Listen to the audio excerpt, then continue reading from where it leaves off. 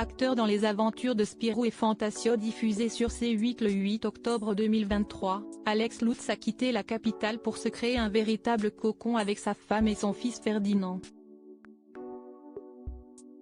Poules, chevaux, potager, atelier de fleurs. Cette propriété a été surnommée une arche de Noé bucolique par les journalistes de Marie-Claire.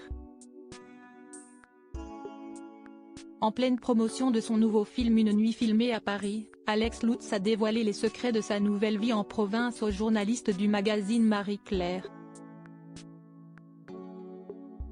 Ayant longtemps vécu dans la capitale, l'acteur et réalisateur a quitté la ville lumière en 2015 avec sa très discrète femme Mathilde Vial et leur fils Ferdinand pour s'installer dans une immense propriété sur les bords de la Loire, tout près d'Orléans.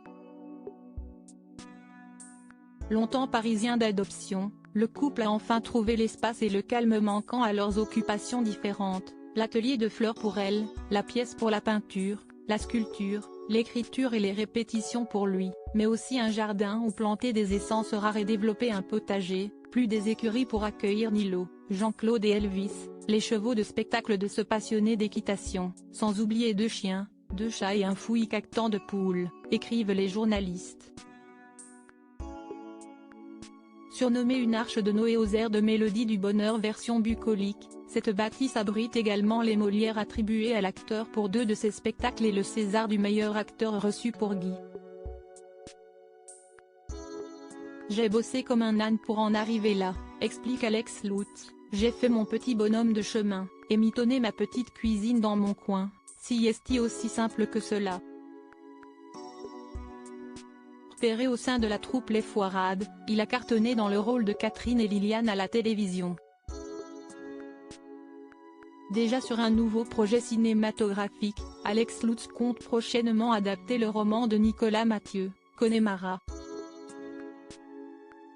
En attendant, le comédien a dévoilé les secrets de sa nouvelle œuvre du 7e art Une nuit sortie en salle depuis le 5 juillet 2023.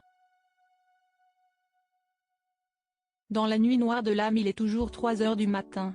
Une histoire d'amour, fulgurante, brûlante, heurtée, l'espace d'une nuit au rebondissement final dont on ne dira rien. Une histoire d'amour démarrant par une engueulade entre 2 inconnus se bousculant dans une rame de métro bondée, suivie d'un bref et intense coït dans un photomaton, annoncent les journalistes.